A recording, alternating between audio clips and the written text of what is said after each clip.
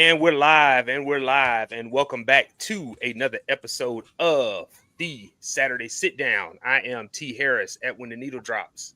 And I'm QG at Nerdy Little Bubba. All right, so as always, on the Saturday Sit Down, our mission is to share our love for music in a way that is accessible for everyone from the novice to the knowledgeable with the goal of never being loud and wrong. Let the church say amen. Amen to that. Amen. So if y'all hear that screaming in the background, that's my son downstairs watching us on TV. So he's the biggest fan of this podcast. And in fact, he reminded me this morning that we were going live on TV. So what up, Grayson? Everybody say what's up to Grayson. So what's up, Grayson? Grayson? Train up a child in the way you should go.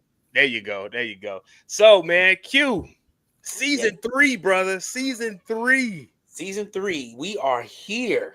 Yeah, here. Season 3, man. We've been going live on this thing, starting on Instagram back in July of 2023. And then we've done every month religiously since December of 2023. And this is our second year on YouTube. So third overall, but second year on YouTube, man. But Q, man, let's go ahead and tell the folks what we're talking about today. Why we're here and why we dressed the way we dressed. Today's show topic is none other than West Coast hip hop. We're going to do a deep dive into how it was molded, shaped, and created into what we see today, its origins. Give you a little background. We're going to give you the top, some of our top album picks. We're going to give you some of our alternate picks. And this is going to be done collectively as a group. So it wasn't done. We're not going to do individual ones. It's going to be like we came together and we said, these are our top 5 and these are our alternates. Yeah. So you'll be in for a surprise, I'm sure. Yeah. So, we decided to do it a little different. Instead of us coming, like Q said, instead of us coming up with our individual West Coast songs or West Coast albums individually, we got together as a collective a couple weeks ago and came up with a shared top 10 of albums that we felt like are the essential albums of West Coast hip hop. So before we get into the show and formally introduce our guest, this is your friendly reminder to make sure that you subscribe, follow, like, and share the Saturday Sit Down on YouTube and Instagram. It's going to be scrolling down at the bottom throughout the show, just so you can tell a friend to tune in. So if they ain't doing nothing tonight, tell them to come on over to the Sit Down and let's talk good music with the folks. So we have, he's no stranger to the show. He's been on earlier this year when we had our So Def and LaFace discussion. He was also on our episode when the South had got something to say last year, and he's back again because he's one of the folks we consider to be sort of a music aficionado, friend, husband, father, brother, frat brother, great man, brother Wally G. Give it up for Wally G. Thank you. Appreciate it, man. It's always good to be amongst the experts. So I'm excited, man. Yeah, you right there with us. You right there with us. I'm about to say, you right there with us. So listen, man, we ain't gonna bring nobody to the table unless they know what they're talking about. So it's an honor to have you here with us this evening as we talk West Coast hip hop. So I appreciate it. Yeah. So before we get into the questions, man, I'm gonna briefly talk about sort of the evolution and the history of West Coast hip hop, and we'll discuss some of that in our Q&A too. So, West Coast hip hop, the late 70s and early 80s is sort of that foundational period. Like, remember, hip hop's origins are in New York, so it took a while to hit in LA, but when it did, it hit. So, thanks to DJs and radio play, some of the early groups that came out of artists that came out of LA were Uncle Jam's Army, World Class Wrecking Crew, which was young Dr. Dre and a young DJ Yella, and none other than the Egyptian Lover. So this predates gangster rap, which is a term I hate, by the way, and we'll talk about that later. Then when we get into the 80s, the mid to late 80s, that's when you have the so-called rise of gangster rap. So this is sort of the storytelling era of West Coast hip hop, and this is when the country began to find out what life was really like on the streets of LA. Everything wasn't Hollywood as it was portrayed in those movies. So I think in my opinion, I think it really started when the movie Colors came out. And that predated Straight Outta Compton and Ice-T's Power. So you really got to see what street life was like in LA during that time. And this is when artists like Ice-T and Eazy-E and NWA and Too Short sort of came to the forefront. Then we're gonna move to the 90s. This is your golden era, that G-Funk era of hip-hop. And this is when West Coast took over the airways, the videos, the album sales. MC Hammer became a worldwide phenomenon. We're gonna talk a little bit about him, but when we talk West Coast hip-hop, you cannot talk about West Coast hip-hop without talking about MC Hammer. Ice Cube left NWA, became a solo star, began to get involved in movies like Boys in the Hood. So the sound evolved from this sort of evolved, and we started hearing a lot more funk samples. Shout out to Parliament Funkadelic, Dr. Dre, Snoop, Tupac, Warren G, The Far Side, The Loonies, Souls of Mischief, E40, Quick.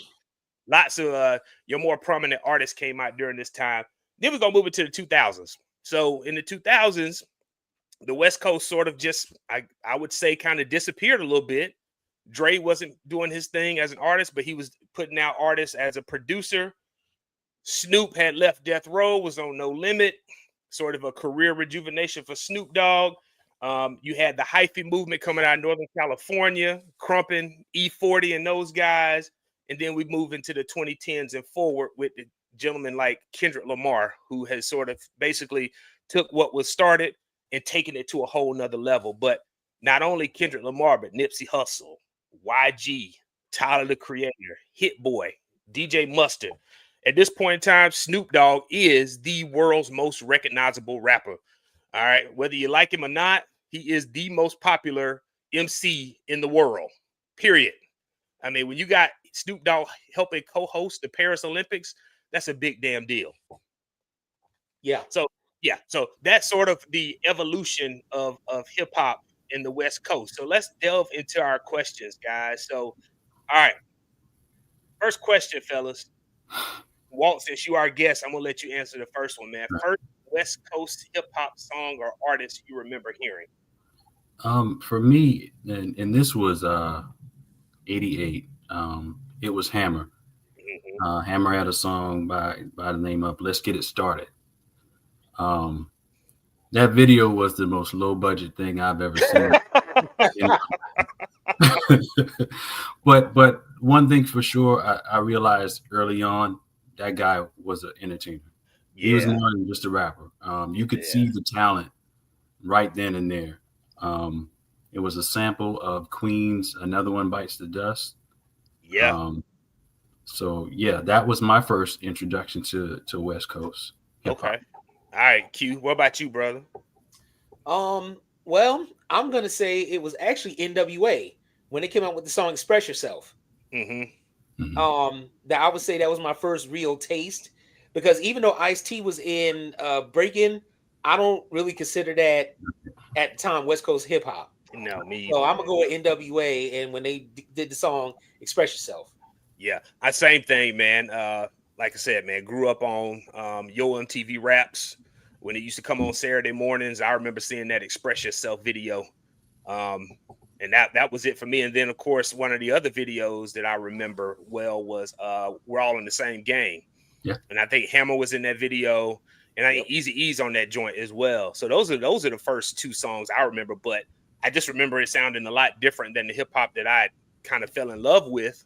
Which was that East Coast New York sound, you know? Yeah. Dre actually produced "All in the Same Gang." Who's that? Dr. Dre. Oh, wow. He sure did. Know that. Yeah. Yeah, he did. Yeah. And I loved how, not to get off on a tangent, but I loved how like certain artists, he was able to craft their sound to them. Because if you listen to like Tone Loc's part, you listen to Digital Underground's part, you know, he mixed it, even Eazy-E's part, you know, he mixed it just right. Mm-hmm. Yeah, man, it's crazy, man. I think I was an adult before I realized that Dre was a part of World Class Wrecking Crew. Him and Yellow, man. Because I remember that song used to be on the Quiet Storm all the time. With "Turn Off the Lights." Right. Yeah, man, that's a Quiet Storm classic right there. So, all right, next question. All right. So we're all around the same age, give or take a year or two. So, which West Coast artists did you spend your money on? The first for me was Cypress Hill's debut album. Okay, that's a good one. I didn't know anything about Cypress Hill, to be honest with you. I went to Camelot Music was looking around and I saw it and I bought it and it didn't disappoint. Before that, I think my first time hearing a Latino rapper was the Rico Suave, and that wasn't it at all. but Be Real looked the part. He sounded the part. Yeah. Cube co-signed, and so I'm glad I brought that album. Yeah. All right. What about you, Q? I'm gonna have to say probably The Chronic by Dr. Dre. Yeah. Yeah, I think that was my first one that I bought. That's a hell of a start right there. Yeah, because again, I had seen I saw the video for oh shoot, was it Dre Day or good Lord G Thing? I can't remember which one, but I just remember again, like Wally, walking into Camelot Music, and I remember hearing people talk about Dr. Dre. So I saw it, I got it. Yeah. Yeah, like I was telling you brothers on the pre-show, man, like my mom wasn't allowing me to listen to too much West Coast hip hop, man, because of the language. So it was like an absolute no. So it wasn't me spending money on it until I actually was old enough, like when I had a job, and then she didn't really care what I listened to. But I still remember older gentleman in my neighborhood, man. I was probably in 5th or 6th grade, and he had Straight Outta Compton. And I still remember hearing that for the first time. And man, you talking about being taken aback, but at also the same time, how hard them beats were. Yo, yeah. So I mean, I didn't own that album, but that's probably one of the first ones that I could say had an impact on me. All right, next question, man. Favorite West Coast artists, past, present, and both. Wally, what you got? Of course, if you ask me past, it's Pop. Yeah. And I know there's some debate whether he's from New York, whether he's from Baltimore. To me, his music career started in California. I consider him a West Coast artist. He considered himself a West Coast artist. Yep. So it's always was Pop for me. As far as present, I'd say, you have Mozzie out of Sacramento. Okay.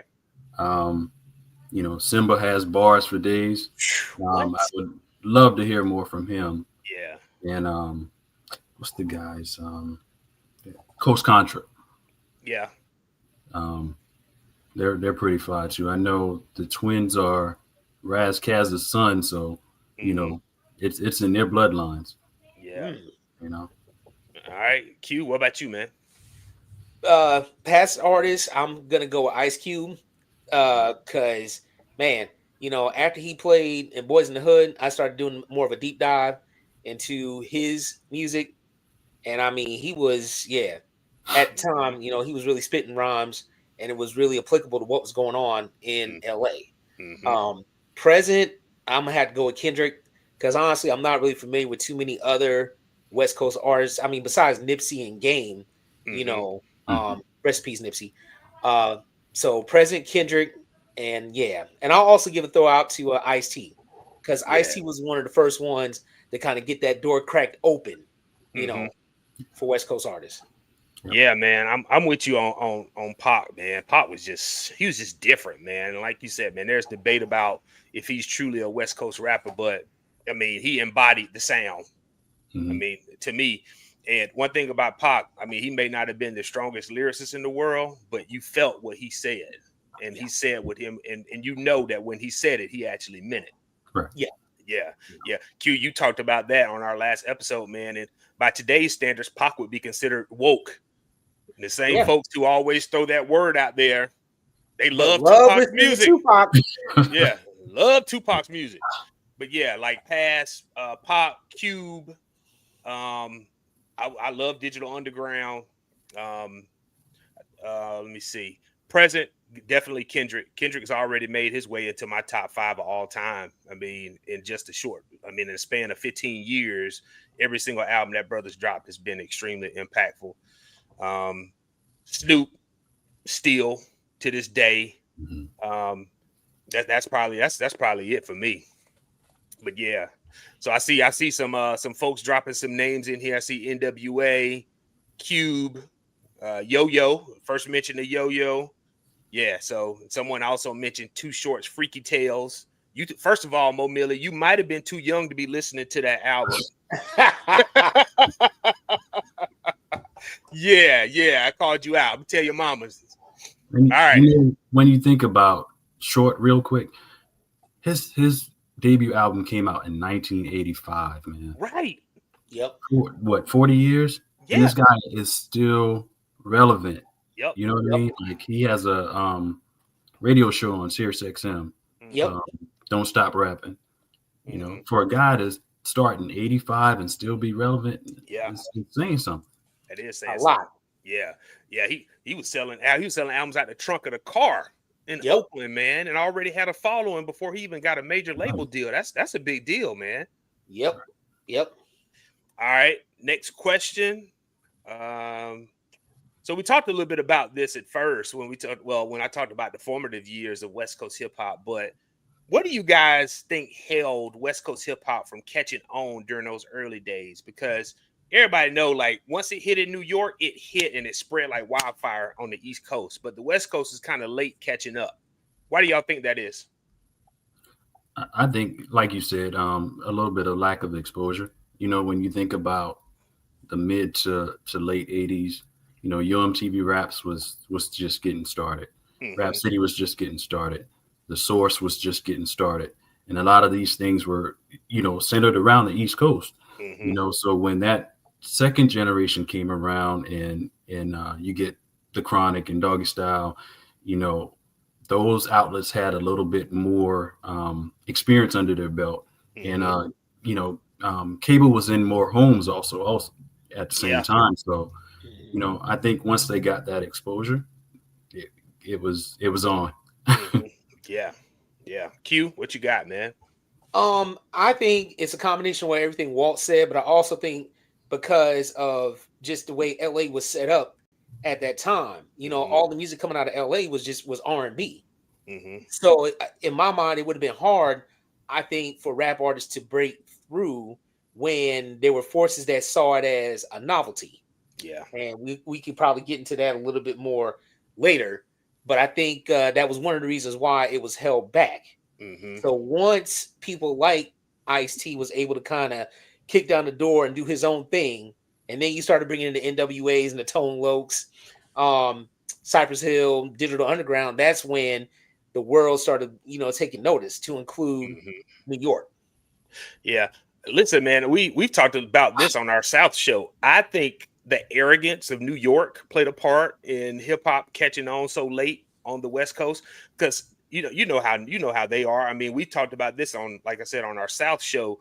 They didn't think anybody could do rap like them. Right. So when the West Coast finally developed an identity and it hit as hard as it did, and people sort of began to identify with it, and they took over the game, like it really set things. That's sort of kind of where that beef came from too, man. So we'll talk a little bit about that too. But I think New York's arrogance and the fact that most of the major labels were on the East Coast at that time played a part in that too. Yeah. All right. Next question. Where were you when you got the news about Tupac's death? We're gonna take a trip down memory lane with this one, because I think most people of our age remember exactly where they were when they heard the news that he'd been shot, and then when they heard the news that he'd passed away. All right, Walt, what you got, man? Yeah, I was this was my freshman year in college, so we were in our dorm room. One of my friends came in and he gave us the news, and it was kind of like this awkward silence, because we all thought, you know, he was going to make it through. He's going to come back. He's going to make some records about it, and it was, you know, the beef was going to continue. But that wasn't the case, and that wasn't what we expected at all. Right. Yeah. So, but yeah, I was in the dorms. Q. All right, so keep the scene. Much like my brother Walt, he was in his dorm room at Douglas. I was in the Towers lobby, hanging out instead of studying like I should have been. Well,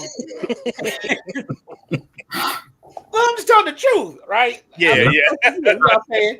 So anyway, one of the fellas had, you know, all of us had pagers, but some people had like the actual like text pager. You know what I'm saying? The big joint. Yeah. And he got a text on his pager basically saying that Tupac Shakur died. Yeah. And we all just kind of sat there for a second. We were quiet. Mm-hmm. Spades game stopped, trash talk stopped. Everybody just kind of stood there stunned because we're like, wait a minute, how could this be? Mm-hmm. Right. You know what I'm saying? How could this be? And we just couldn't wrap our minds around it. You Mm-hmm. know. So Yeah. yes, so that was September 1996. Mm-hmm. Brand new to University of South Carolina, go Gamecocks, and yeah, that's where we were. Yeah, man. I was still in high school, so I still remember the night that he got shot. Well, we didn't find out about that until the next morning because that was the night of the Tyson Holyfield fight. Yep. And like you said, man, he got shot, and you figured, it had happened 2 years prior in New York, and we were like, he gonna pull through, no biggie. And then by Friday, and then I remember getting in the car. My parents was at the high school football game, and it came on the radio, and they were like, Tupac Shakur has died at the age, I think he was 25 when he passed away. And everybody in the car, even my parents, were kind of like, whoa. Like Mhm. that's probably one of like the first examples of breaking news. And remember, children, we didn't have these. There was no social media, no 24-hour news cycle, no instant updates. Like when you found out, it was on the radio, it was like MTV News, and that was it, and word of mouth. Yeah. Yeah. So Yeah. and that's probably one of the first like big time music deaths that I recall, and that sort of had an impact on me growing up. Yeah. Yeah. And it's crazy because, I remember when everybody kind of rushed to the TV to see, or to ATV. And I remember it was on MTV News. I feel like BET did a breaking news thing on it Mhm. also. Mhm. But yeah, there was no instant like knowledge of his Yeah. passing. Mhm. So Yeah, and what I do love, man, that Tupac been gone almost 30 years, man, and you still seeing kids rocking his t-shirts and listening to the music, man. I think that's dope. yep. All Yeah. right, next question. So did Hollywood stifle West Coast hip hop due to making novelty films like Breaking? What y'all think? No, I don't think so. Nah, yeah, I don't think so either. Yeah, yeah. I think what really helped it grow was when Boys in the Hood came out. Yeah. Mhm. Yeah.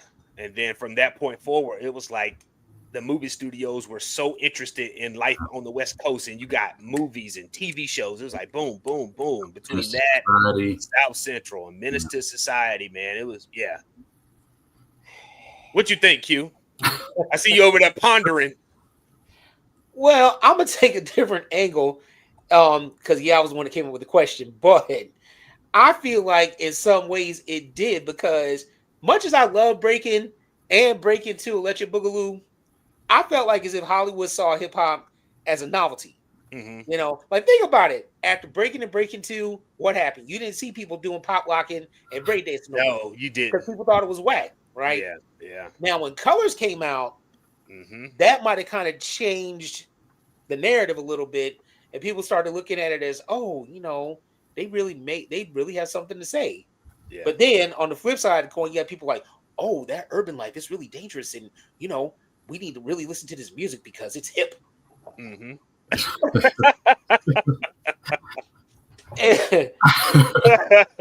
I'm just telling you what it is, and then Yeah, you're right. You're right. Right. And then Hollywood jumped, I feel like, on the train in the 90s. Mhm. And yeah, as you say, we started getting an avalanche of all the Black Hood movies, so to speak, Yeah, yeah. after Boys in the Hood. But in the early days, I kind of feel like Hollywood kind of had a hand in it being in West Coast hip hop not being taken seriously. Mm-hmm. And it's fun. You got a point there, man, because when I think about it, like we got movies from the West Coast like Breaking and Breaking 2, but then on the East Coast, we got Wild Style, and then we had Crush Groove, And which rapping. basically, yeah, and was that rapping? And those movies, like it made you sort of take the art form more seriously, like because them cats were actually like rapping to introduce you to a young LL Cool J and the Fat Boys and some of those guys. But yeah, man, it was totally different vibes between West and East. Yeah, Yeah. it was. And Wild Style really was the one that, let's be real, kicked down the door or opened the door a crack, because it showed you what was going on in the city just as hip hop started breaking out. Yeah. Beat Street also. Yeah, I forgot about Beat Street. Yeah, that's another one. All right, another question, man. How influential was gang culture on West Coast hip hop? Q, I'm gonna let you go first this time, Q. And I'm gonna swing it back to Wild. I mean, it had all the influence. You know, I mean, look at all the artists that came out that were affiliated on one side or the other. You know, you had Quick, MC8, then you had Game. Who else? Snoop. Dub C. Yep. Snoop, Mac 10, Snoop. 10, yeah. And really, when Snoop broke out, I think that kind of put it in the spotlight. Yeah. For to me. Yeah, we can't forget about Eazy-E as well. You know, he was affiliated too. Yeah, and then of course Suge Knight with Death Row Records. I mean, we know his affiliation. I mean, he wore his affiliation loud and proud anytime you saw him, man. Yeah. Which is crazy to me that he was on, one side and Snoop was on the other, and he signed him.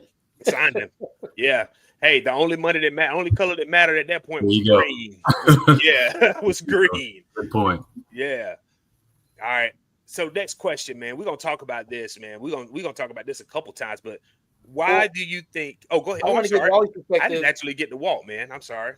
Oh, I agree with what you said, Q. I think though it was more focused on it was a bigger influence on LA hip hop. I think the Bay gave us a different vibe. But definitely LA it had a huge influence on. Yeah. All right, we talked. Sorry about that, man. I got a little ahead of us right there. All good. Yeah. Okay, so we talked about MC Hammer a little bit earlier, man. But why don't you think Hammer was given credit for expanding West Coast hip hop's reach? Because that brother essentially took hip hop and made it mainstream. Yeah, he was rap's first superstar. All right, why do you think he doesn't get the credit he deserves, though? I think because he was, like you said, ahead of his time. And a lot of things that he was doing, most rappers weren't thinking that way. Most rappers weren't thinking about endorsement deals. They weren't thinking about, at the time, being on the NFL sideline or being courtside. Those type of things were frowned upon, But at the same time, a lot of people are benefiting from what he got clowned for back in the day. So I just think what at the time what he was doing wasn't acceptable. So Q. Well, again, I agree with what my LB said, but I want to take it a step further. I think it was just because he was not seen as he wasn't seen as hardcore. Because when everybody thought about West Coast rap, the first thing they thought about was LA. And again, they thought about gangsters, they thought about, seeing people in the black Raiders jackets, or, the black LA Kings jackets, that's what they thought about. So when Harry came out and, he was doing his thing, dancing in the parachute pants and, and then he moved into the park. But that's not, look, third base called themselves trying to go after Hammer. Sure did. They sure did. Yep. And guess what? They found out Hammer was that dude. Hammer's not that dude that you want to play with. Right? Yeah. And they found out real quick because he pulled up. Yeah. And they didn't know what to do. Yeah. So that's why I think Hammer was not given his credit or his flowers, because he really truly is the one that kicked down the door for West Coast rap to become more mainstream. Exactly. And also, I don't care what nobody says. Back then, people was calling them sellout, this, that, and the third. But now, y'all wasn't calling people like Public Enemy, Cypress Hill, Ice Cube. Y'all wasn't calling them sellouts when they was hawking St. Ides. True. They sure enough was hawking St. Ides, were. Malt liquor, right? But you want to call him a sellout because he was hawking Pepsi, Taco Bell. Y'all called him a sellout because he had a cartoon. Y'all call him a sellout because he had a 1-900 call-in line. Yeah. Word. That's what y'all. But now everybody is able to get an endorsement because of what he did. Exactly. And another thing, because Hammer was able to kick down the door for a West Coast artist and take rap to the mainstream, what did his own label do? Try to cannibalize him by signing that artist named Vanilla Ice. Dude. Yeah. I'm gonna leave that right there because I don't want to go on a rant. Yeah, that was a slap in the face, man. So I mean, huge slap in the face. Yeah, and not only did Hammer have the endorsements, this brother had a doll. He had a cartoon, Hammerman. Like, I mean, that was a big deal back then, man. Listen, you have, because of Hammer and what he did and his impact on pushing hip hop into the mainstream, Dr. Dre doesn't become a billionaire. Nope. Jay-Z don't become a billionaire. Nope. He who shall not be named doesn't become a household name. Q, I'm still calling him that, man. I'm referring to Sean Combs, by the way. If you, those of you who've tuned into the show this year, we refer to him as he who shall not be named. But yeah, Sean Combs. I mean, all people, because of Hammer, rap artists, rap producers, rap moguls were able to make some money, like serious money, life-changing, legacy-building money. Right. So yeah, we're gonna give Hammer his flowers on this show today. And you know, the thing, I remember when Questlove did his salute to hip hop at the Grammys for the 50th anniversary, and everybody was wondering, like, where's Hammer? Why Hammer didn't come? Like, Hammer was like, he still harbors some hurt feelings because of how he was treated by his peers. Yeah. So he didn't participate in any of the 50th anniversary hip hop celebrations, despite being invited. And you know what? I don't blame the brother, man. Not at all. I don't blame him. All right, so now we're gonna talk about some other artists that people don't necessarily associate with the West Coast, but you know, do we feel like artists like Sir Mix-a-Lot and Young MC and Digital Underground and the Far Side, do we feel like they got typecast? Yes, I think so. Unfortunately, you know, those guys brought an element of fun to the game. You know what I mean? Yeah.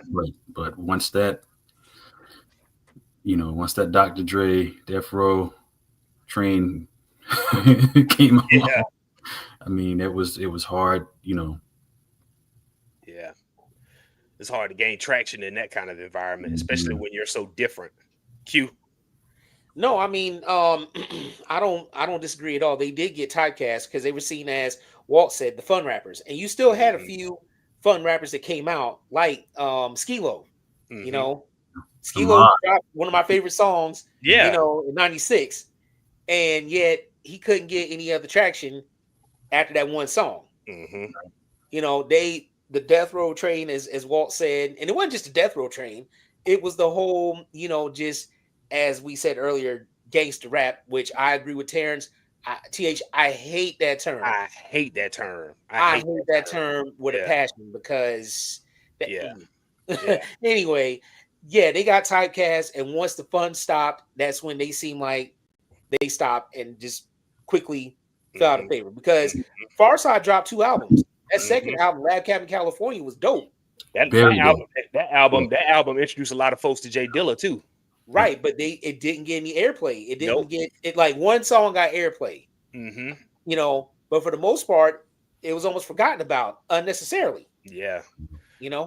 And Sir Mix-a-Lot was making paper too, man, hand over fist. Yeah, I mean, people forget that he was an independent artist putting out stuff. Yeah.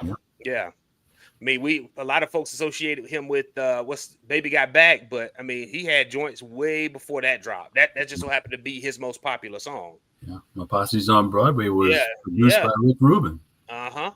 Yep. And Sir Mix-a-Lot was signed to Rick Rubin's label, Deaf American. Yep. All right, last question of our Q&A portion. You know, where do you guys see West Coast hip hop in the future? You know, I kept thinking about this one. I really don't know. I would hope, my hope is that, you know, this generation, you know, finds its sound, whatever the West Coast sound is going to be for them. And we get back to, you know, hip hop being a little more regionalized, you know, where everyone brings something to the table, not everyone bringing the same thing to the table. So I don't know. Yeah. You. Yeah, it's kind of hard to tell because much like East Coast hip hop, we don't know what direction this is gonna fall in because everybody seems like they want to do the same thing. Everybody wants to be a drill artist now, Yeah. or they want to reach back to what's already been done, Mm-hmm. which was already done, Yeah. and just do a retread. Mm-hmm. And I just, Mhm. it's just hard to say. I really hope that somebody is able to break out besides Kendrick with Yeah. something different, or Yeah. like Walt said, go back to where LA had its own sound. Bay Area has its own sound. Northern California has Mm-hmm. its own sound. Somebody from Seattle come out, with Mhm. something. Hell, somebody from Oregon should be able to come out, like Portland should be able Yeah. to come out with something Right. different. Right. Yeah. Because when we talk West Coast, we ain't just talking about California now. Right. Sir Right, Mix a lot from Seattle. Yeah. right. And Yeah. I would even take somebody from like Nevada or Arizona. Mm-hmm. Come up with something. Hell, New Mexico, do something different. You know, Exactly. Yeah. Yeah. Yeah. Someone we were talking about Sir Mix a Lot. Jeffrey Bonham dropped this in here. These are songs I forgot about with him. Beepers and Put Them on the Glass. Like that's a couple of his other joints right there too. I remember put them on the You glass. remember Put Them on the Glass? Yo, they would show the video. Like the video came on like after midnight Yeah. on the Yeah, TV. Oh man, I'm with y'all, man. Like I don't know. Like unfortunately, like because of the amount of music that's out there, like finding good hip hop, no matter what the regions, like finding a needle in a haystack. But Yeah. I mean, I do have some hope because like you got cats like Larry June, like who's from the Bay Area, like who is like sort of on that lifestyle hip hop train. Like maybe that could be what we're doing. But Right. we've got to find a sound and identify with it. And one thing I've noticed is other than Snoop, like nobody from the West Coast is coming out with anything right now. Like Snoop, I mean, he's a label exec now with Death Row, and he's launched a resurgence of that label, but he's Mhm. also not just focusing on West Coast artists. He's in the R&B game. He's in the what we call it, trail ride, that Southern soul Mhm. movement. So yeah, it's just got to figure out what's next and yep. finding that sound that folks can readily identify with. So yeah, that concludes the Q&A portion of the show. And again, if you are joining us, again, we are here for season 3, the season 3 premiere. We're talking West Coast hip hop with our special guest, no stranger to the show, Wally G. So now we're going to get into the essential albums of West Coast hip hop. So we came to an agreement on 10 albums, and we're going to go in chronological order, and we're going to offer a brief commentary on each of these albums. And the first one we're going to talk about, and so I put them in chronological order and sent it out this morning. You can't talk about West Coast hip hop and its impact without talking about this album. And we're going to start with NWA, Straight Outta Compton. All right. I don't who wants to take the floor and kind of provide a brief commentary on their thoughts on this album. Wally, you the guest, so Okay. Yeah. Well, I think this album is one of 2 albums that we're going to discuss that I feel like it's the foundation of what's called gangster rap. I hate that term also. I hate that term. But I feel like it's one of those albums that form that foundation. I was young when it came out, so this was probably the first and only time that I felt like intimidated by artists. Yeah. Like, seriously, like Yeah. you think about '88, you're thinking Slick Rick, EPMD, Big Daddy Kane. They weren't rapping like this, So, No. but I feel like those guys painted a picture of that life at the street level. Mm-hmm. You know what I'm saying? Like Dre said, you're now about to witness the strength of street knowledge. Mm-hmm. And you Learn did. my lesson. Yeah. From start to finish. Yeah. Yeah. Q. yeah. I mean, this is definitely one of the most influential ones that we're going to discuss, and one of the ones that came out in that year of '88. Because again, like we said earlier, everybody had this rosy picture of California, LA, Hollywood, palm trees, world champion Los Angeles Lakers. But that was not the life that was going on in the inner city and in the hood. Mm-hmm. And so NWA basically brought it out to the world in your face. Like, this is what's really going on behind the scenes. Yeah. Yeah. And this one thing I learned about this album, man, this album sold 3 million and didn't even barely got play on the radio because it was too controversial. They couldn't censor it, because it had so much bad language and talked about violence and police brutality. I mean, they had the police showing up to their shows, daring them to play F the Police. Yep. I mean, these cats were going to jail, man. And it also brought up that whole censorship and free speech thing in music, which we talked about in our 90s episode. Like, these guys and then Uncle Luke, without their music and their freedom of expression, you don't get parental advisory labels on albums. Right. Yeah. So we're not just talking about impact in hip hop, but this is probably one of the most impactful albums in music, period. Yeah. Yep. Yeah. No doubt. Yeah. And it spawned the career of, like you said, Dre, and then of course Ice Cube was the first to leave. And I mean, these guys are hip hop moguls, man. Yeah. Yep. Yeah. And shout out to the late great Eazy-E, who met his untimely demise in the mid-90s, shortly after signing Bone Thugs, man. I was about to say, because Eazy was a mogul, in the making. Mm-hmm. Because I mean, Ruthless. Yeah. You know what I'm saying? That was his label, and Bone Thugs took it to the next level. They did. And I think that he really was about to. He probably would have surpassed Death Row, I think. Mm-hmm. And I also got my own thoughts in how he passed away, but I'm not gonna go there tonight. I already know what you're implying. but he basically was a mogul in the making. Yeah. I feel like hip hop got cheated because those guys weren't able to circle back. I know, man. And get together as moguls and make things happen. Yeah. Oh yeah. I agree. I totally agree, man. All right, so we're gonna stay in 1988, and the next album we're gonna talk about on our list is none other than Power by Ice-T. I'm gonna go ahead and start with the album cover.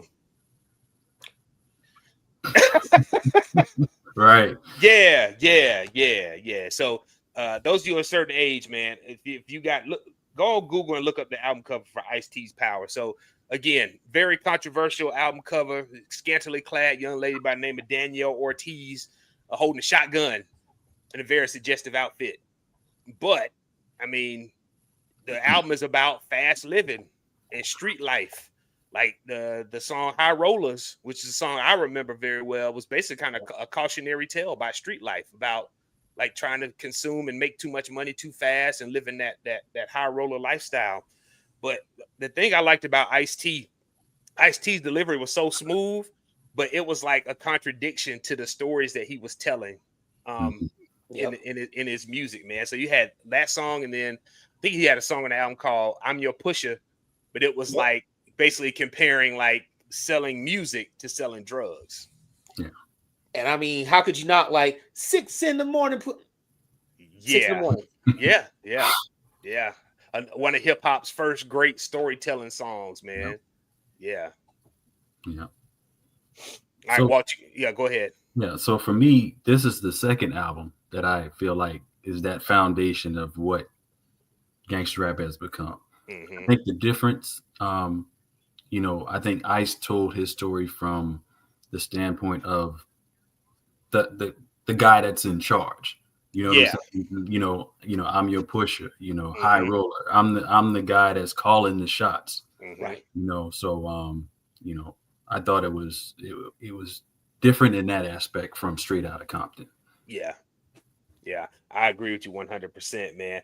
I wrote down in my notes, man. I said it was like almost like pimp talk, like player talk. Yeah. But he also like kept it real too. Yeah. And it's crazy, man. Like that term gangster, they deem these guys as gangster, but later on they became commercial because they started being in movies, in TV shows, and commercials, and sitting at the boardroom in corporate America. Like Ice-T has been a show regular on Law and Order for damn near 30 years. But he's gangster rap. You know what I'm saying? Like it's that's insane to think about, man. Yeah. Yeah. We're gonna talk about that once we get through these albums, why we all hate the term gangster rap. Yep. All right. So now this album was released in 88, 89, 88 independently, 89 on a national scale.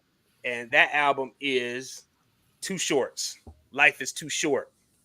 All right, Wally, what you think about this album, man? Why do you think this album is an essential West Coast hip hop album? It's typical Short. Funny story. You know, when I was in the Air Force, a friend of mine, he was from the Bay Area, and you know, he knew these guys. He's seen these guys on the regular.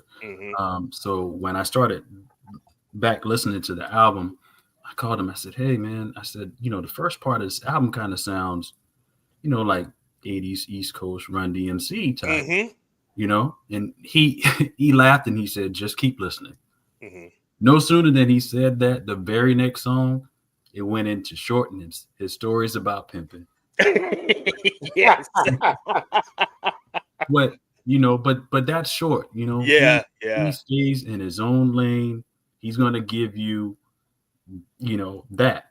He's not going to give you anything else, but, you know, certain guys can get away with that. You know, he can get away with it. Devin the Dude can get away with, you know, staying in his own lane and giving you what I'm going to give you. Yeah. Yep, for sure. Too Short, the only person I know who women will scream a misogynistic word to describe themselves out loud, because that's Too Short's favorite word. And y'all know what I'm talking about. have a room full of ladies saying that word. Yeah. Or you have a certain you have a sorority that you know has a hop. Has a step to it. Yeah. One of his songs. So but you know, for me, this album basically was the world's introduction to the Bay Area style of hip hop. Yeah, like you said, Walt, man, this was Short's like fifth album. Yeah. Like he came out, what, you said 84? 85, man. Like pushing albums out of his trunk, already had a following in the Bay Area, and like this put him on the map. Yeah. So I remember this song, the title track, "Life Is Too Short," which is like sort of like a cautionary tale, and then you had Oakland, the song about Oakland, and then of course you got your typical, like you said, like pimp talk, Short, gonna throw some freaky tales in there a little bit. But that's him. Yeah. That's him, and he sticks to the formula.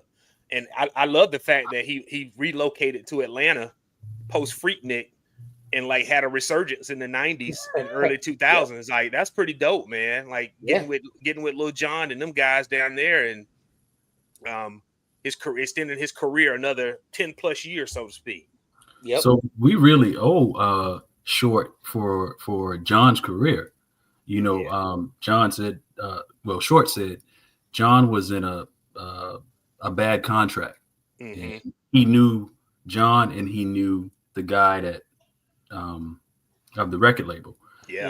He kind of got them together. He said, "What do you need?" And the rest is history. Wow. Did not know that. Yeah, shout out to Too Short, man. All right. So now we're going to stay in the Bay Area. Going to go to 1990. We've talked a little bit about this gentleman already, but we're going to talk about the album itself. And we're going to, the album is Please Hammer Don't Hurt 'Em from 1990. Q, talk about it, man. Man, so I can't front. This is one of I wore this tape out. I'm just going to say it. I wore this tape out. I mean, I listened to it from start to finish.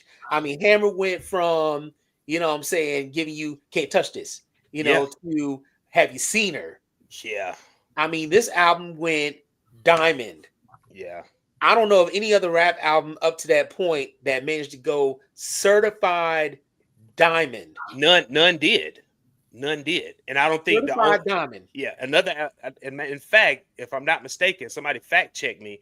I don't think another album went diamond until Outkast, Speaker Box of Love Below. Correct. Yeah. I think Country Grammar, maybe. Country Grammar. Yeah, I think Country Grammar. Okay. Yeah. I think it was either Country Grammar or the one Nelly did afterwards, but I think it might have been Country Grammar. Yeah. Because one of Nelly's albums went diamond also, but Hammer, for a rap artist to have gone diamond in 1992. Yeah. You know, I mean, we're talking what, almost 20 years after hip hop started. I mean, that was a major feat. Yeah. And that's why I still don't understand why Hammer doesn't get his flowers. Nor again do I understand. The man gave Capitol Records a diamond. Yeah. Capitol Records let SBK sign Vanilla Ice. I don't understand y'all Capitol Records. Yeah. I don't. Yeah. To this day, I will not. Yeah. Yeah. Diamond rap album in the 90s was unfreaking heard of, man. So yes. I'm fact checking right now. So I looked it up while you were talking, Q. So Please Hammer Don't Hurt 'Em. The next Diamond album after that was All Eyes on Me. But it didn't go diamond until after Tupac's death. So I'm not going to count that one. So it actually was Country Grammar. Yep. Y'all were right when y'all said Country Grammar. Okay. Yep. Yeah. So yeah, All Eyes on Me was after Hammer. And then, like I said, Tupac's death ultimately pushed that one to diamond status. Yeah, man, this album does not get as much credit as it deserves. Like you said, man, Hammer was the fun dude. Like, he was hip hop's first like entertainer. Like, I still remember being in elementary school and debating with my classmates who was the better dancer, Hammer or Michael Jackson. Like, that's how big of a star this dude was. Like, I'm gonna go a year, like when Too Legit to Quit dropped. Like, Too Legit to Quit dropped around the same time as Michael Jackson's Black or White. Like, that's how. I mean, that's how big this dude was. Yeah. I mean, he did movie soundtracks. Yep. Taco Bell. Yeah. Pepsi. Like, I mean, what can't we say that we haven't already said? This brother is responsible for putting hip hop on the mainstream. And he was like, and he kept getting his name called out in diss tracks all the time, man, for no reason. I feel like this album is the ultimate I Told You So album. Yeah. Because if you listen to Hammer's previous 2 albums before, he's telling you, I'm that dude. He's telling the East Coast, I'm that dude. If you listen to Turn This Mother Out, if you listen to Let's Get It Started, he's telling you.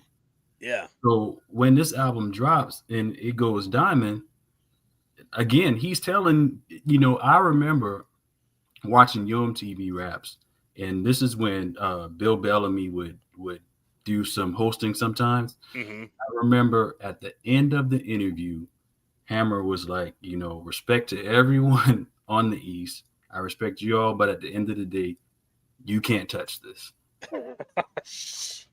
And nobody could. And nobody could. Let's just be real. Nobody could.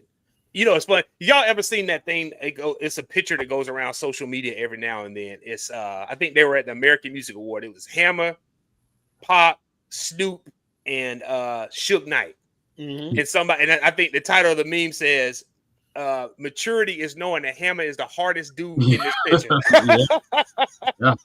Listen. And ironically, he signed with Death Row. He signed with Death Row. Hammer the hardest dude in this photo. And the crazy thing about it, like, all them dudes that was on stage with him dancing, them was cats from the street. Yeah, his whole entourage was dudes from the street. Like, Hammer was connected like that.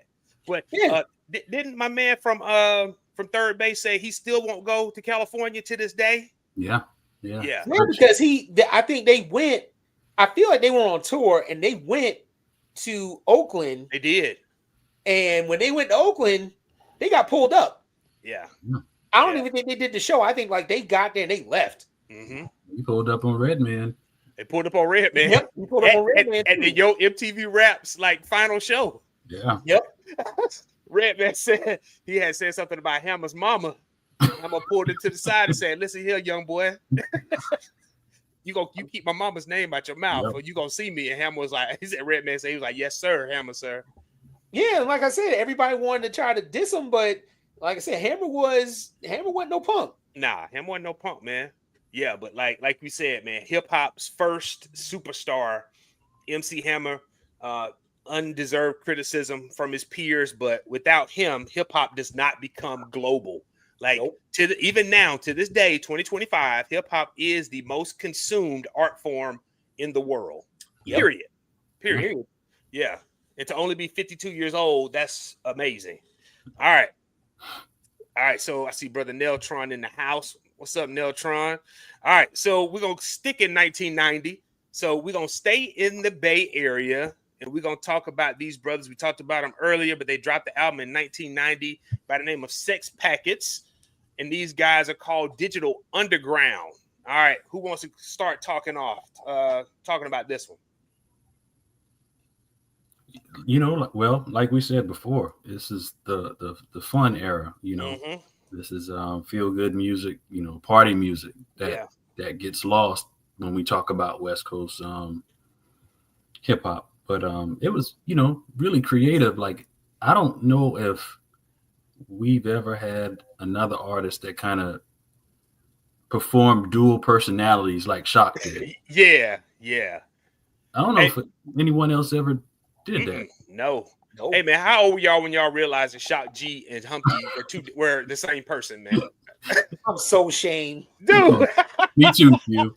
I'm so ashamed. I think I was in high school before I realized they were the same person. Yeah, sadly. At least you realize high school. I was good and grown. I found out, like, wait a minute, Humpty Hump and Shock G the same person? Right. Wow. And the crazy thing about it, they would rap on the same song. Same song. Yep. Yeah. Same song. Yeah. And you know where I think he got that from? I think he got that from Richard Pryor. Because Richard Pryor, if you look at the movie Which Way Is Up, he played multiple characters, right? Yeah. Mm-hmm. So maybe that's, and I'm just speculating. Yeah. But maybe that's where Shock G got that from. Rest in peace, Shock G. We talk about Humpty. First of all, can we say that the beat to the Humpty dance is like one of the most fire beats ever in hip hop history? Never duplicated. Dog. Man, I mean, they took that Parliament sample for Let's Play House and flipped that joint upside down, man. But you know, you talked about like where he got. So this is the sample that the Humpty dance song comes from. It's on Parliament's Trumbipulation album, right? Mm-hmm. So George Clinton, on the back, he has a snout on, like an elephant snout, and he's dressed in like a tuxedo. So I was like, maybe this is where the inspiration for Humpty came from, was this album. Like, that's pretty cool because they sampled a lot. I mean, as most West Coast artists, they sampled a lot of Parliament and Funkadelics music. Yeah. Neltron Brady said, do y'all remember he was on the F the World song off of Tupac's Me Against the World album? He brought out a Humpty voice. Y'all remember that? Yep, I do remember that. Yeah. Rest in peace, Shock G. And you know what's crazy is that, you know, that's why people have this debate whether Tupac was West Coast or East Coast. But I feel musically he was definitely West Coast because he got his start with Digital Underground. He did. And I remember Digital Underground was in a movie. I can't think of the name of the movie right now, but it had John Candy, Dan Aykroyd. It was kind of weird, man. It was a weird kind of wild movie, but I remember they was in that movie also. Yeah, because they did same song. They did same song, and that was the first time we ever heard Tupac. Yep. Yeah, man. That, like you said, that album was fun, man. Like, it was imaginative. It was kind of satirical. Like, it was just a real fun album. It was such a contrast to like the music that was coming out of the West Coast at that time, because you had hard hitting, like you said, like NWA and Cube and some of them fellas, and then you got these fun loving guys, man. Digital Underground. Yep. Yeah. So we're gonna move on to the next album again. If you're joining us late. Oh, Mo gave us a correction. It said that movie was Nothing But Trouble. Yes, it. Yep, that's it. Yep. Yeah, that movie was super weird, by the way. Yeah. So if you just joined us again, we are here, season 3 premiere of the Saturday Sit Down. T. Harris, QG, special guest Wally G. We are talking about the 10 essential albums of West Coast hip hop, and so far we have reviewed NWA, Straight Outta Compton, Ice-T's Power, Too Short's Life Is Too Short, and MC Hammer's Please Hammer Don't Hurt 'Em. And our last album we just reviewed was Sex Packets by Digital Underground. So again, can't talk West Coast hip hop without mentioning this gentleman and his impact on the art form and that area. And so now we're gonna talk about Ice Cube and the album we chose, because them first both, now it was hard choosing this one because them first 3 albums he dropped were all bangers. Yeah. So we're gonna talk Death Certificate. Q, talk about it, man. Like, I think this was on your list. Yeah, it was. This was the first Ice Cube album that I actually bought. And I mean, all the songs were hard hitting, you know. Yeah. I mean, the way the flow was, and he didn't shy away from being controversial. Mm-hmm. You know, he told it like it is.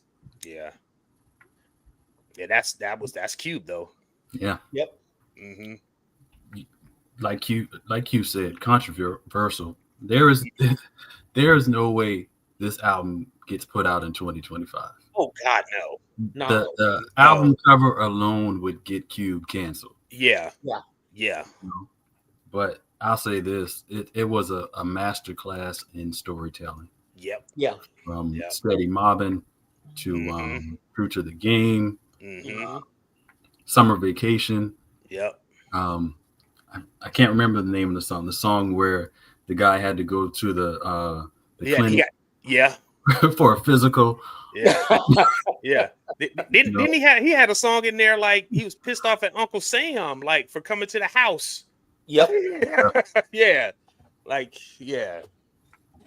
And he definitely carved his own lane, and he was like, this was still sort of that era where rap was political, and he was not afraid to speak out about what was going on, not just in LA, but in the United States in general. And some of the stuff like he talked about with the police, man, like this predates the I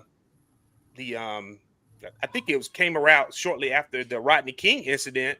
Yeah, I was just about to say that. Yeah. It came, and then it predated the riots in LA in 92. Yep. Wow. Yeah. So it's almost like fortune telling almost. Like this is what if things don't get fixed, this is what's gonna happen. And you can still hear the Public Enemy influence. They didn't produce so much, Bomb Squad didn't on this album, but you could still hear the influence. For sure. Yeah, you can still hear it. Yeah. Oh, how did we forget to mention No Vaseline? One of the greatest diss records in hip hop. I'm talking about Surgical diss records. Yeah. Surgical diss record. I mean, he carved them up. Everybody. Yeah. Everybody got a verse. Everybody got it. Yeah. Yeah. I am not leaving nobody out. So yeah, Neltron mentioned the storytelling. He talked about the issues, the Korean store owners in LA and how they treated their black customers. Cube taught us about STDs and sex education. He did, man. He did. Yeah. I mean, like you said, like there's no way this album would be able to come out in 2025. As sensitive as people are, nah. Right. Yeah. Nah, it ain't happening. All right. So the next album on our list. All right, we're gonna go to 1992. And this album is from DJ Quick. And it's Way Too Funky. This is another one that you initially had on our list that we agreed on, Q. Like, talk about it, man. So I chose this album because it was different than what was currently out at the time, and it's kind of like DJ Quick's, debut party. And I mean, Quick, as much as people don't really give Quick his flowers as far as being a producer. Yeah. They don't. Because Quick is a hell of a producer. Yeah. Yeah. So, and it was this one song that he had, I think it was Born and Raised in Compton. I think that's the name of it. Yeah, that's the song that I was like, yeah, this dude got it. Yeah. Q was that dude, man. Like, Quick was that dude. Like, I think everybody sort of gives Dre the credit for like starting G-Funk. We got to talk about this album first, because this album was released prior to the Chronic. So a lot of that funk, that funk instrumentation, and man, I didn't realize that Quick was playing a lot of live instruments on his. He was playing that stuff himself, in addition to the mixing and whatnot and the sampling. Yeah, the brother's brilliant, man. Yeah, so can we say that he is the godfather of G-Funk? I'm gonna give it to him. I wouldn't argue against it. Yeah, I don't argue that. Anybody in the chat disagree? Let's give the flowers where they belong because, like I said, I think DJ Quick is the father of G-Funk. Yep. Yeah. And I mean, the crazy thing about it was he was talking about the same things that Cube and Dre and NWA and them cats were talking about, but the way he rhymed didn't make it sound as like it was so serious, but it was, Yeah. Yeah. I think this is the album where he started to develop that signature Quick sound with the bass lines, and everything. Not so much on Quick as the name, but I think this is where, he really started to develop as a producer, you guys are saying. Yeah. I still remember the track from this album, Just Like Compton. Like basically it was talking about like he was visiting other cities across the country. Yeah. And he started seeing gang culture in cities like St. Louis and Chicago and Houston. He's like, these cities just like Compton, man. Like everybody wants to talk about Compton, but you can go anywhere across the country and see the same thing. San Antonio, Denver. Yep. Denver, just like Compton. Yeah. I didn't realize this was also the album where he had beef with MC8 too. Yep. Yeah. Dollars and cents. Yeah. Yeah. They had major beef. We sleep on that one as a diss track for sure. We talk about diss tracks, man. That light-skinned dude from Canada, like he wouldn't have been able to survive this era because these dudes were surgical with the diss tracks, man. Now you see where Kendrick get it from. Yep. Yeah. You think he sued everybody in the world if he came out in the 90s. Oh yeah. Yeah, I'm not referring to him by his name anymore either. He's a light-skinned dude from Canada. Yep. Yeah. All right. 1992. This album dropped at the end of the year, December 15th, 1992. I'm pretty sure it was a lot of folks' Christmas gift that year. And that album is none other than Dr. Dre's The Chronic. I'm going to start with this one. I texted you guys earlier this week after listening to The Chronic all the way through for the first time in years. And when I tell you, I'm so impressed with how well done and well produced this album is. Like sonically, still even to this day, like nothing sounds like this. Nope. Yeah, nothing sounds like this. And just the sequencing of the album and the skits, I mean, it's perfect. It's a perfect album, dude. 10 out of 10. Yeah. Without a doubt. Yeah. 10 out of 10. Dre did his thing on this. Yeah. Classic, man. Yeah. You can tell this was a all hands on deck situation because everyone was new. Yeah. Corrupt was new. Daz was new. RBX, Rage. Like these were newcomers. These were newcomers, man.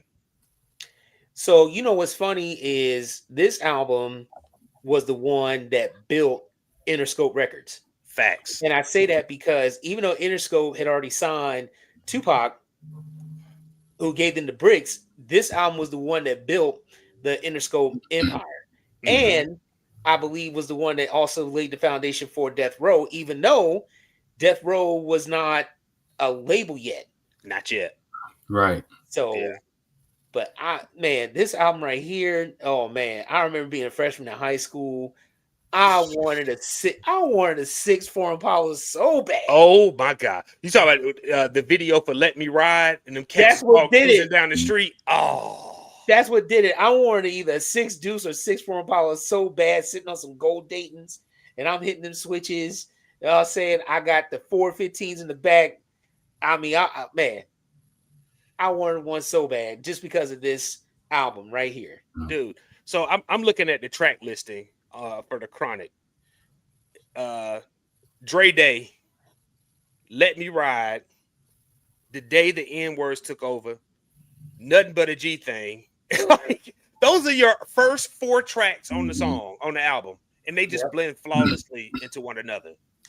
Like I always said, that intro could have been a song by itself, dude, because the intro is crazy. Yeah.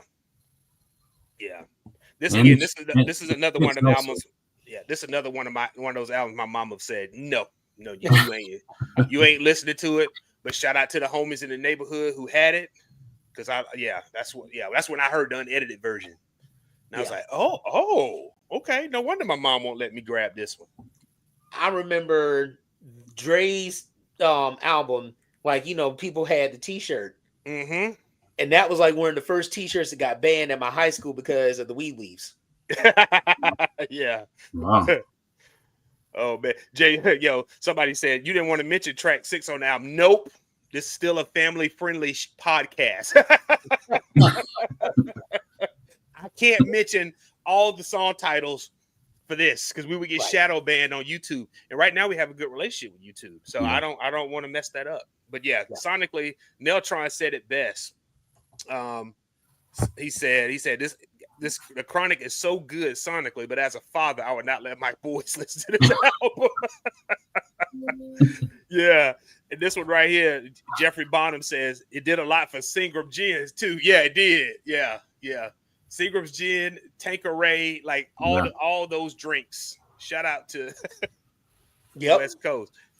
Yeah, and then the videos. Yeah, I agree with you on this one. The videos gave you a picture into what life was like in LA. Totally agree. Yeah.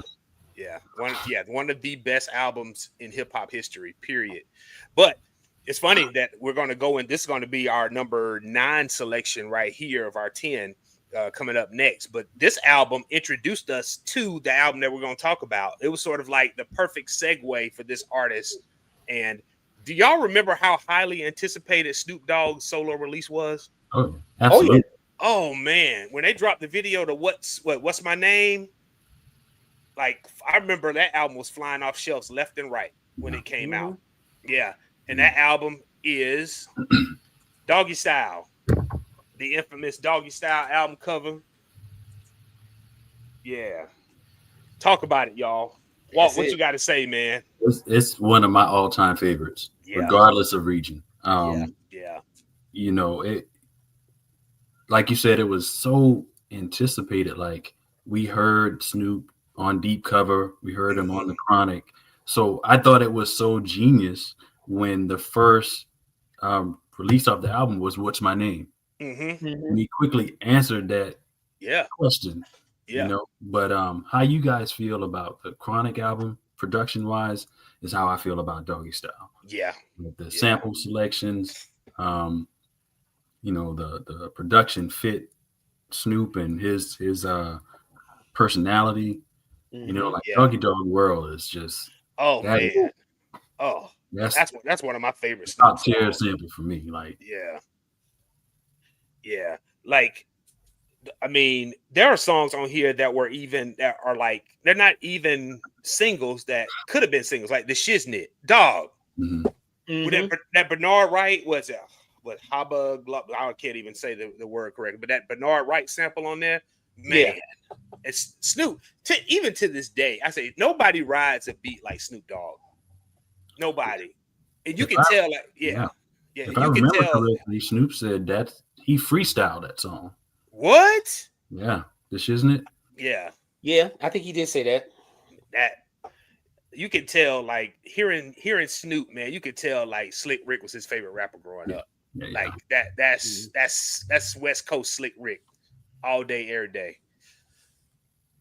Yeah, like the Shiznit, G's up, hoes down, pump. Oh, that's another one. That's another crazy beat. That's crunk before crunk. If you Q, man, what you got to say that we haven't said about Doggy Style? I mean, y'all pretty much covered it for me because, man, Doggy Style, again, that's another one that I rocked till it almost popped. Yeah. You know, and I still remember the video for Doggy Dog World where, you know, they brought back like all the different stars. You know, the 70s had the Dramatics in there singing. The sample, and it was just the album was solid from start to finish. Like, you talk about somebody coming out with a hell of a debut, that was the one. I think of 93 that, like, and still his best album to date. And it still gets airplay. You know, it still gets his flowers. I was trying to find a Doggy Style t-shirt for the show tonight, but couldn't find one. So oh, I forgot about Ain't No Fun If the Homies Can't Have None. That's another one. So misogynistic. Neltron said Doggy Style. Mom bought it for me, made me play it, and turned around and brought it right back. Oh man, that had to hurt. Mom I said, know, "No man, word." brother. Like I told you, man, Mom was like, it ain't happening. It Not ain't happening. today. This is one of those albums I owned like once I started making my own money, and she didn't really care too much about like what I was listening to. But nah, I couldn't have this one. All right, so we're gonna go into our number 10, and it was hard deciding which album by this artist to choose, but I think we chose this one because we kind of felt like it was probably his most impactful work to date. Still probably my favorite album by this artist, and that's Me Against the World by Tupac. All right, Walt, what you want to say about this album, man? One, I think it's Pac at his finest. Yeah. I think it's the album where he showed how versatile he could be.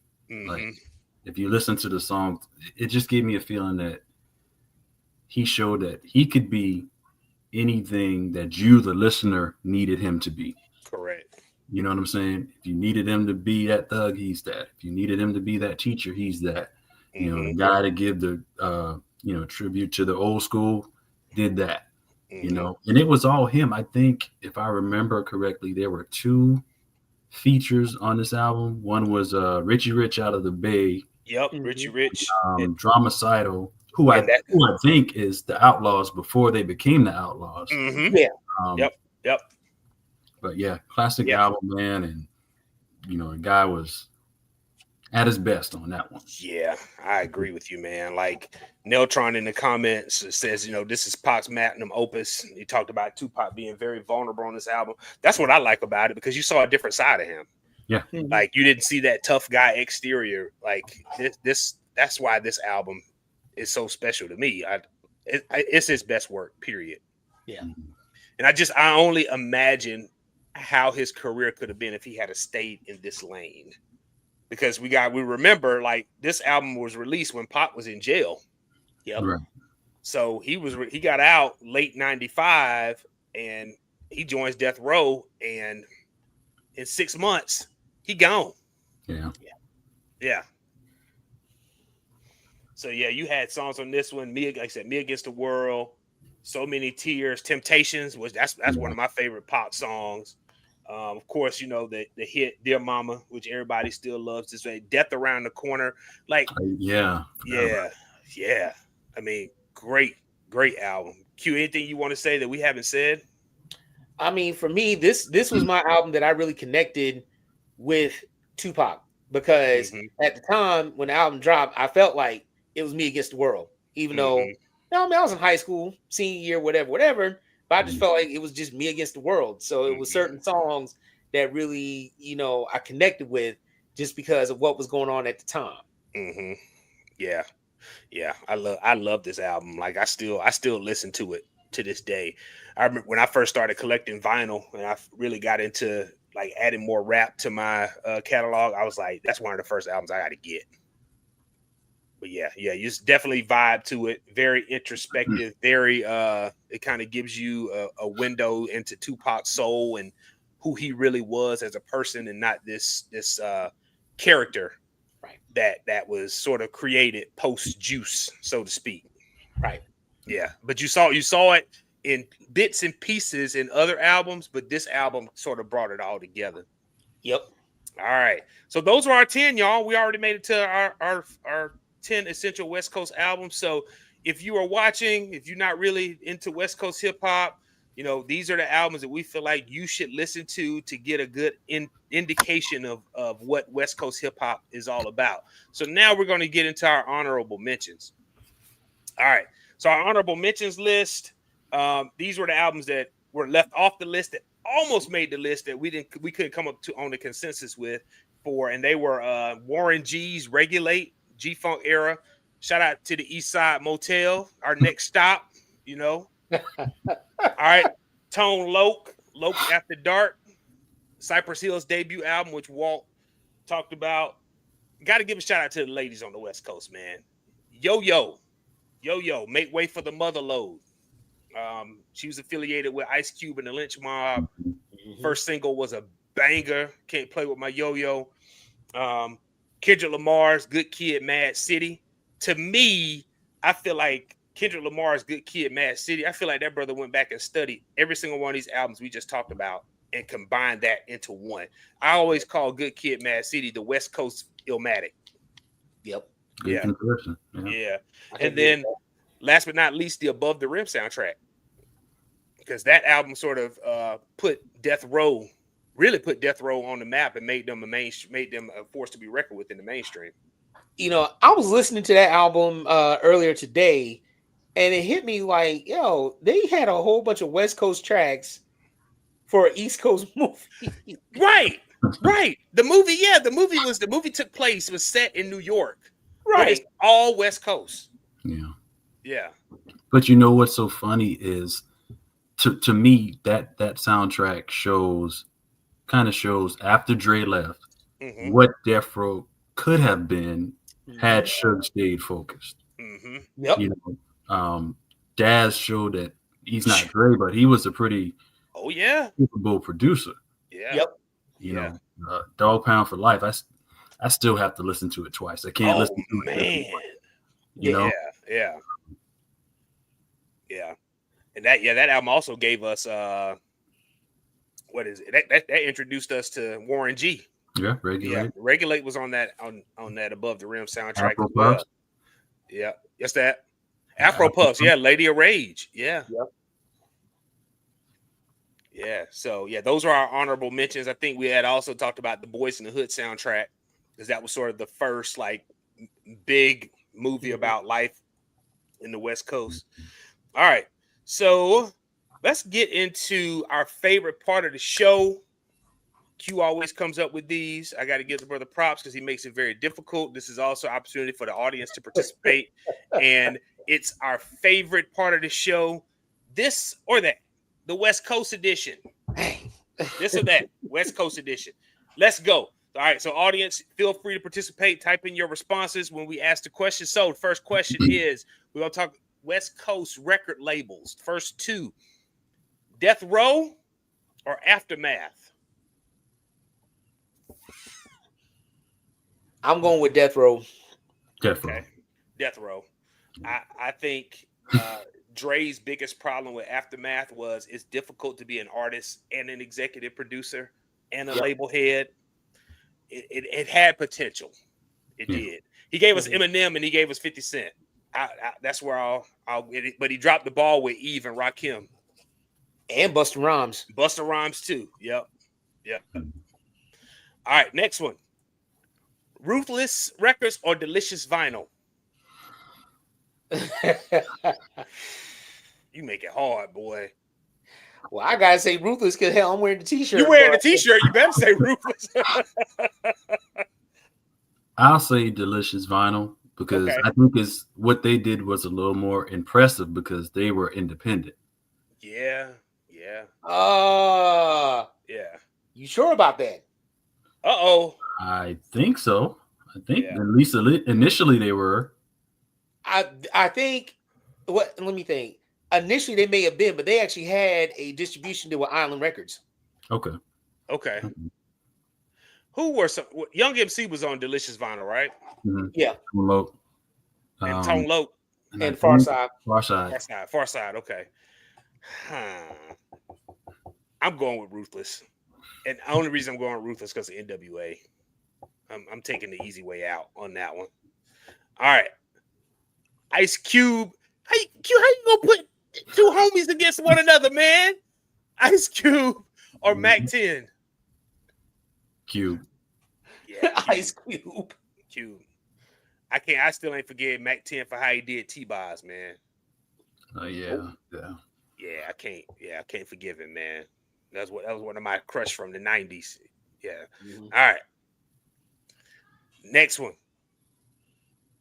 Tone Loc or Ice-T? Thank you. See? Drink champs. Yeah, for real.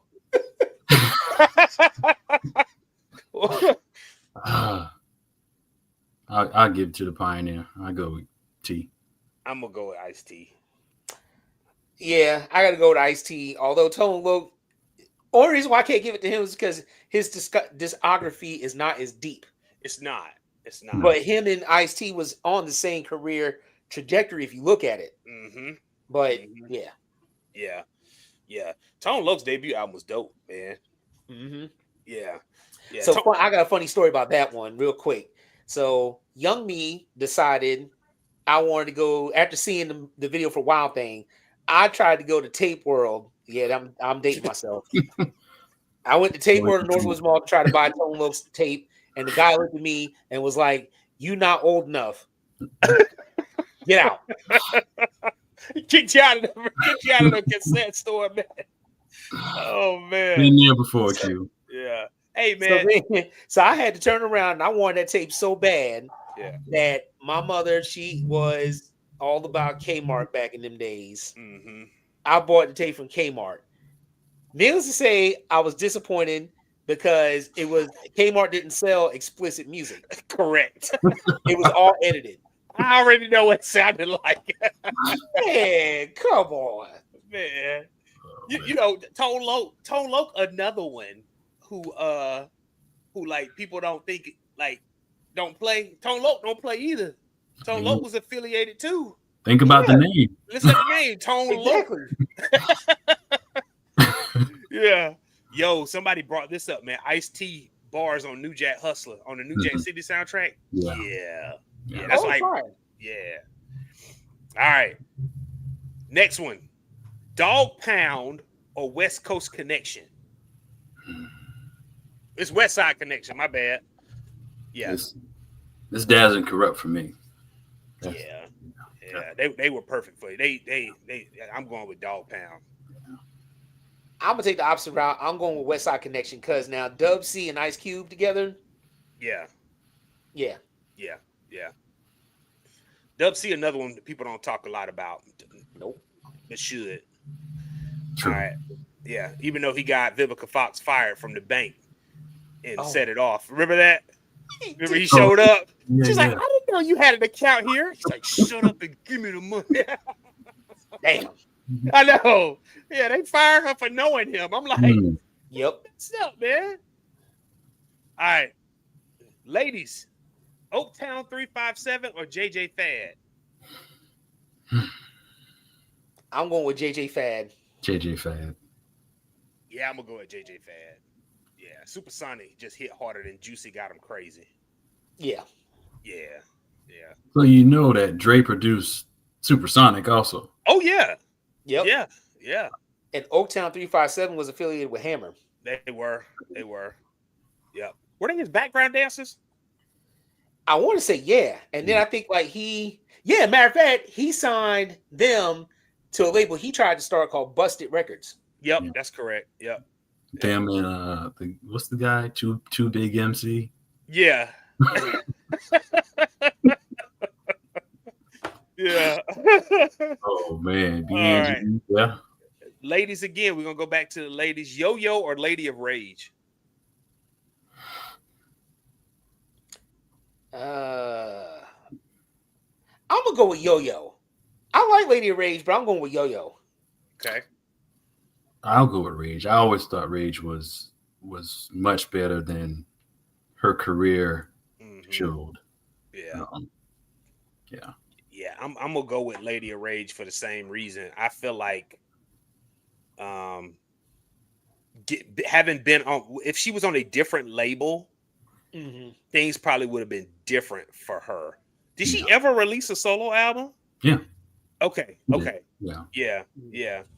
Then she got into acting. She was on the Steve Harvey show, and then she played Baby D in what's that, Next Friday? Yep. Yeah. All right. MC8 or Corrupt?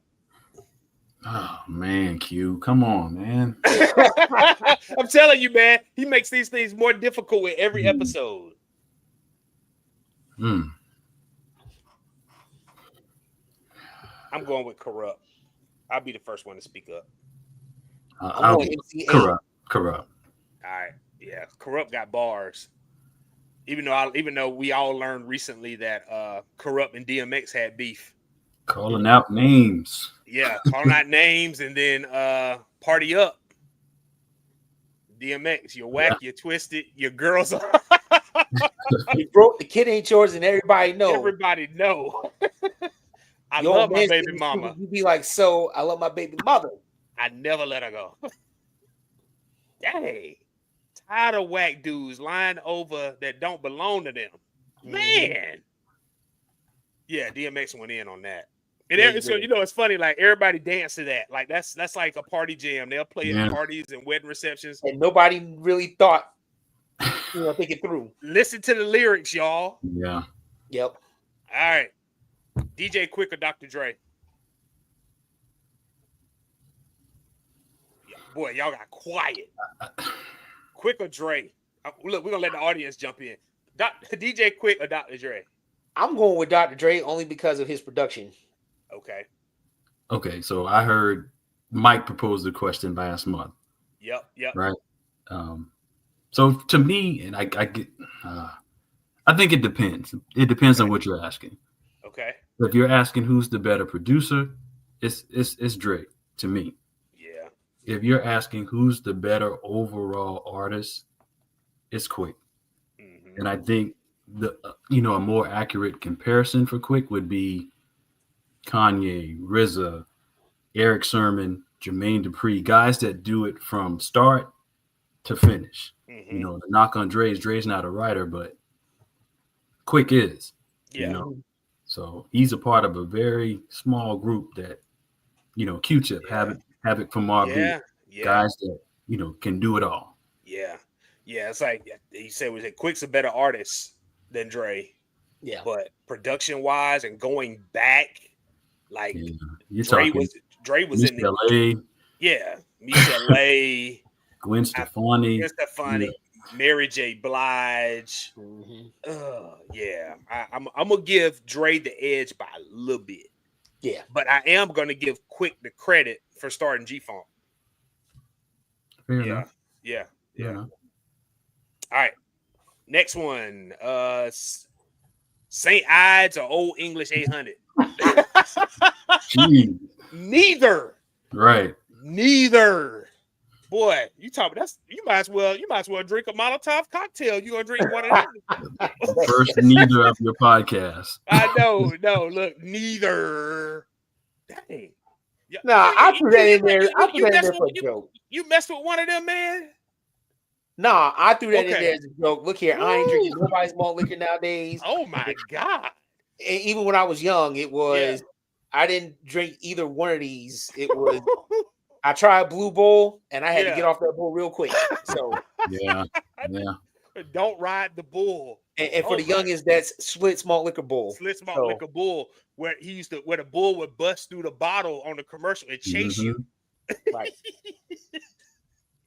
I guess that's what it feel like to drink that thing. Boy, ain't no way. They'll try to say it. I can't believe I used to drink that junk. Look, Mo Millie gave props to St. Ides, man. I never tried St. Ides. Yeah. All right. Domino or Paperboy? Domino. I'm going Domino. I'm going with Domino too, because Paperboy had one hit. Yeah, listen, man, Domino was dope. Like he could sing. Like Domino was dope, man. And he did some production too. For a few people. So was he from Long Beach? I think so. Because I think you can kind of hear the Snoop influence or the Domino influence on Snoop, but you can hear the Long Beach influence is what I'm saying. Yeah. In the harmonizing. Now, what's that track? I know I like Domino's track Sweet Potato Pie. Ghetto Jam. Yo, that's my ish right there, man. That would have been on my list of West Coast songs, like favorite West Coast songs for sure. Yep. All right, next one. Souls of Mischief or Hieroglyphs? Walt got the Souls of Mischief shirt on. This is how we chill from 93 until. Who we going with? I'm gonna go with I'm gonna go with Hieroglyphics only because I like Del the Funky Homo Sapien. Okay. I'll All go with right. Souls of Mischief. I'm going with Souls of Mischief too. Yeah. And you know what I liked about both of those groups is they also both of them came out of the Bay Area, and they sounded completely different Same than camp. what E40 and Too Short was putting down. All right. E40 or Too Short. They actually had a versus against each other during the pandemic. They did. Yeah. I'm going with Too Short. I'm going with Too Short too, man. Yeah, you can't. Yeah, it's short. Yeah, it's short. Yeah. You know what's funny is when the first time I heard E40, I didn't like him. Oh, I didn't either. No, I didn't man. I didn't understand. I guess I didn't understand what I couldn't get the slang. Yeah, that's what it was. Like I didn't understand what he was trying to put down. I get it now that they basically came up with their own thing, and that's what made them unique. But at the time, I was just like, "What is this?" Yeah, he was the first person to say "pop your collar," though. Yep. He added that into the lexicon. So shout out to E40 for that. Yep. All right, Bay Area or LA? Those are two places I haven't been. I've been to San Diego before. San Diego's so dope. Dang, I ain't been to neither one yet, but it's on the list. So the only reason I'm picking LA, well, it's obvious. Yeah. I think I don't know, man. Like I think I would dig the weather in the Bay Area, but musically, LA is it. Right. Yeah. I Let's agree. not get it twisted. I'm not a Dodgers fan, but I wear this hat because my pop's a Dodgers fan, man. So yeah, I agree. Yeah. All right, Amai or Skilo? the battle of the West Coast one-hit wonders. Right. Ahmad. Yeah, I like back in the day better. Yeah. Nah, man, I'm going with Skilo. I wish I was a little bit taller. That's a dope track, though. Yeah. You know, and it's funny because I had a coworker who's actually from Cali, LA area, and he said that Skilo lived a couple houses down from them. Yeah. And like his brother is basically my age, was actually like close friends with Skilo. Okay. Cool. Oh, I got one. It's not on the list, but I was thinking about it as we were talking. Razcast or Exhibit? I'm gonna go with Exhibit. I'll say Razcast. Razcast so dope. Yeah. Exhibit had the better career, but I think Razcast the better MC. Yeah. A real freestyle. Yeah. Artist. Yeah. Yeah. All right. Let's talk about this before we start getting into start closing out the show. Why do y'all hate the term gangster rap? Wally, I'll let you go first. I hate it. Yeah, it just gives the wrong, connotation. I never liked it. It just sends the wrong message. Yeah. I don't like it because you don't hear West Coast artists calling themselves gangster rappers. Ever. You don't hear West Coast artists calling themselves gangster rappers. That was once again another term to demonize the music that was coming out of the hood. It was a term to strike fear that, oh man, if you let the kids listen to this, and the only thing it did was cause those same kids to gravitate towards it more. Exactly. Yeah. You know, and you could blame a host of factors for that. But I think in my mind, it really started when it was a couple different things. One, there was a case in Texas where the guy basically killed somebody and wanted to try to blame the Tupacalypse Now album for him doing that. Then there was Ice-T with a Cop Killer. And then, of course, you had NWA with the police. Yeah. Right? Yeah. So once again, that was a term that was made up to demonize the music coming out of the hood and to say, don't let your kids listen to this because, and yeah. So that's why I hate it, because it doesn't apply. No, I hate the word too, man, because let's be honest, man. You listen to someone's album, these cats are storytellers, man. Like to me, when I think of a gangster, I think that means these dudes was out in the street killing folks and setting up criminal activities. Like none. Come on, man. None of this stuff happening, man. Like they were basically telling you what life was like for them in their particular city or neighborhood, or how they grew up, or things that they saw. Like it ain't gangster rap. Gangsters don't talk. Exactly. Yeah. Exactly. Yeah. Gangsters don't talk, man. Like, exactly. Yeah. Neltron brings up a couple good points. He said it was initially called reality rap. Yep. Yeah. So what? Yeah. And he said, Ice-T mentioned this in an interview because he heard a Schoolie D record and got inspired with 6 a.m. Yeah. Yep. Facts. Yeah. I'm just telling you what life is like in my neighborhood. I ain't no dang gangster, man. Yeah, I hate that word. I hate gangster and I hate the term neo soul too, but that's another episode.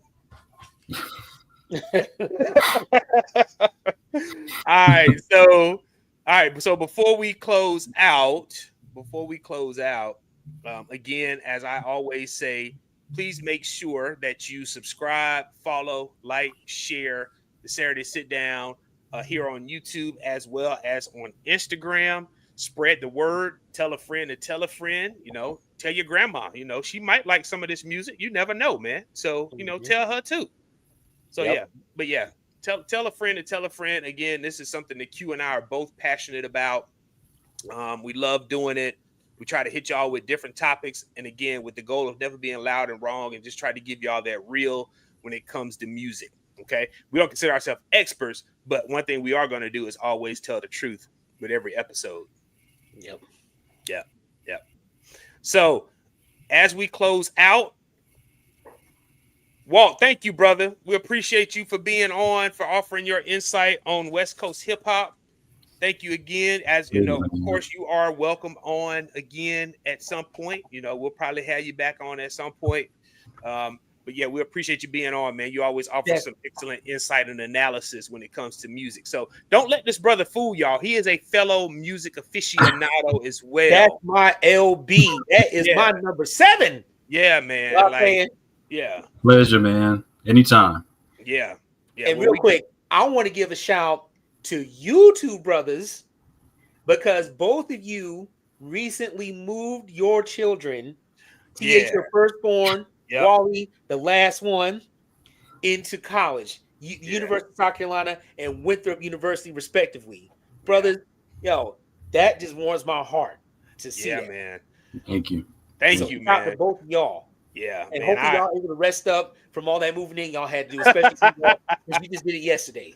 Listen, man, I'm appreciative of a slow weekend after having spent all my Saturday and last Friday evening preparing to move him into college, man. But yeah, he's enjoying it. I ain't gonna even lie. Like apparently USC's student social media page loved this dude because he's been photographed and videoed at like a couple events, opening week events already. Yeah, they had. So y'all want to feel old? The AAAS cookout was yesterday. Wow. And they had a throwback theme where they had to dress like the 90s. Oh Lord. We old, bro. Right. We old, man. Wow. And some of the outfits that the kids had on, I'm like, dude, they just really took me back 20 plus years ago, man. Yeah. Crazy. Wow. Yeah. All right, Q. So and to the audience, thank you all for always tuning in. We appreciate the support. The chat, we call it the SAT chat, was jumping as usual. Hey, shout out to Nelson. Nah, we ain't old, we seasoned. But yeah, the chat was jumping as usual. Y'all always offer some additional insight and commentary and share things with us that we may not have known, that we always try to share back out again. So we appreciate y'all jumping in. And don't hesitate, like I said, tell people about the show, spread the word, share the content. But also, if you missed it, okay, this is a live recording. So if you know people that missed the show, tell them to catch the replay on YouTube. Okay. All right. September's episode. This is gonna be great, man. This is gonna be great. In September's episode, we are gonna get down. You hear me? We are gonna talk about the dance show. And the two dance shows that had the most impact on American life was American Bandstand and none other than Soul Train. Yeah. So we're gonna talk about Bandstand, none other than the late great Dick Clark, and then Soul Train, none other than the late great Mr. Don Cornelius. We'll talk about the impact of those shows, and and how they still sort of influence the culture even to this day. Yep. And we're also going to talk about some of the more lesser known dance shows that you may or may not be familiar with. But yes, kids, there was a time period where the only time you got to see the stars you heard on the radio was if you watched either one of these two shows. So it's going to be a lively discussion as always. So make sure you sign in, join us, stay tuned, be there. Hey Q, we gotta talk about that episode of American Bandstand when Frankie Lyman was on national TV for the first time and those people's reactions. Oh yeah, we gonna talk about it all. We going in. Oh my God. Okay, I'm sorry, man. That was funny, man. Just to see the people's reaction when Frankie Lyman came out. Yeah, well, I know, man. It was a different time, people. It was a different time, but the facial expressions are hilarious. They didn't know whether to enjoy themselves or not. Right. Wow. All right. So in closing, thank you all for joining us for the season 3 premiere of the Saturday Sit Down, where we discuss the 10 essential albums of West Coast hip hop. Signing off, I am T. Harris at the Nerdy Little Buck. Oh, I'm not you. I'm T. Harris at When the Needle Drops. and I am QG. Yeah. The Nerdy Little Bubba. All right. Yeah, I promise y'all. I know we talked about OE and malt liquors. I ain't had none of that. There's water in this cup. All right. All right. Y'all have a blessed night. Y'all have a blessed night. Peace. All right.